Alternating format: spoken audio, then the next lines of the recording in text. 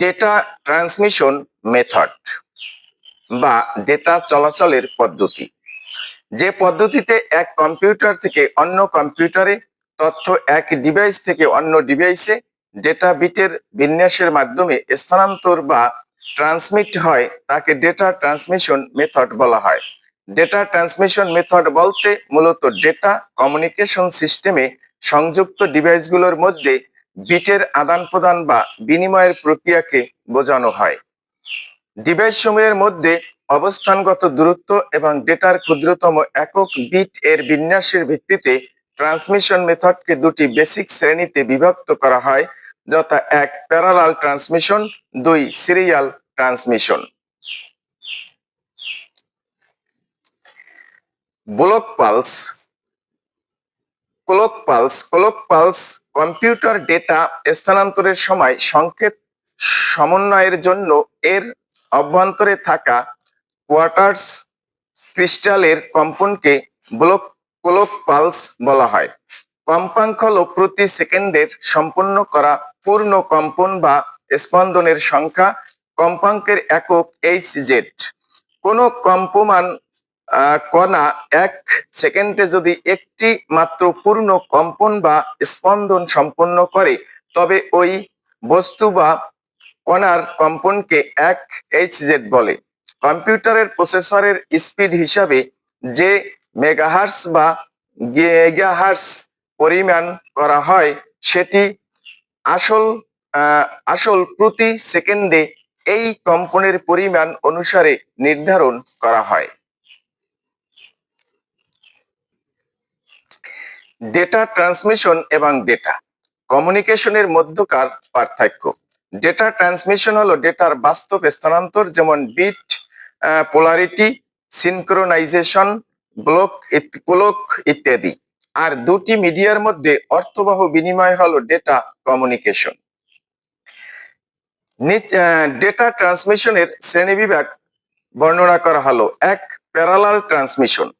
যে ডেটা ট্রান্সমিশনে অসংখ্য মাধ্যম দিয়ে একসাথে অনেক বিট সমান্তরালভাবে স্থানান্তরিত হয় তাকে প্যারালাল ট্রান্সমিশন বলে। সাধারণত কম্পিউটারের অভ্যন্তরে থাকা বিভিন্ন সার্কিটগুলোর মধ্যে দূরত্ব খুব কম হওয়ার কারণে এবং এখানে ডেটাগুলো প্যারালাল পদ্ধতিতে কাজ করার কারণে এদের মধ্যে ডেটা স্থানান্তরের জন্য প্যারালাল ট্রান্সমিশন মেথড ব্যবহার করা হয়।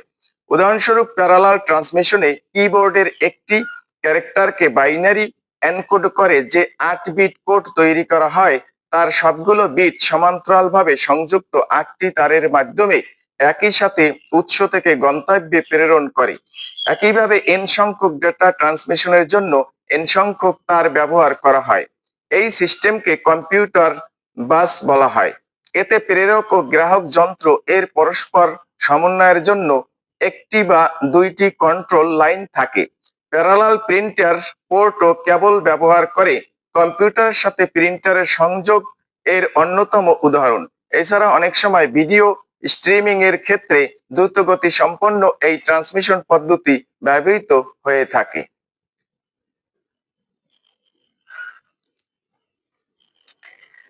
প্যারালাল ট্রান্সমিশনের সুবিধা: একসাথে বিপুল পরিমাণ ডেটা স্থানান্তরিত হয়।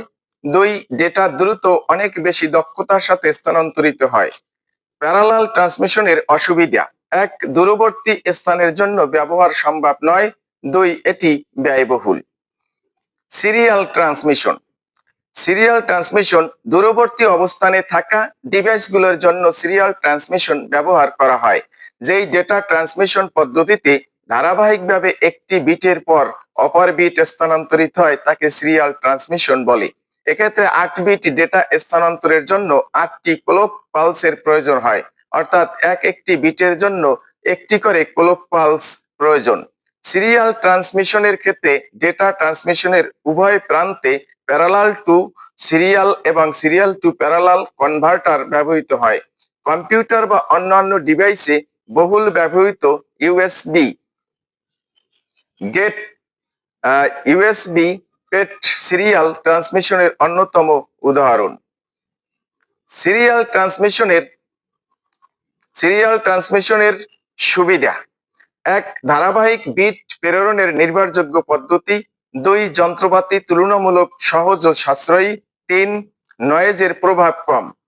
সিরিয়াল ট্রান্সমিশনের অসুবিধা: 1, ধীরগতি সম্পন্ন ট্রান্সমিশন। 2, উভয় প্রান্তে প্যারালাল টু সিরিয়াল এবং সিরিয়াল টু প্যারালাল কনভার্টার প্রয়োজন হয়।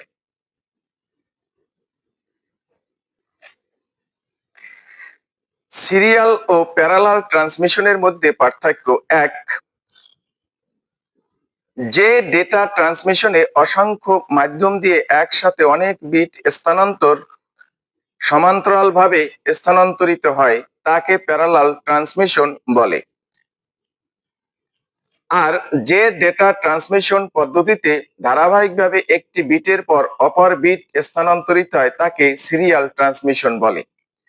2, প্যারালাল ডেটা ট্রান্সমিশনে অসংখ্য মাধ্যম দিয়ে একবারে একসাথে অনেক বিট পাঠানো হয়।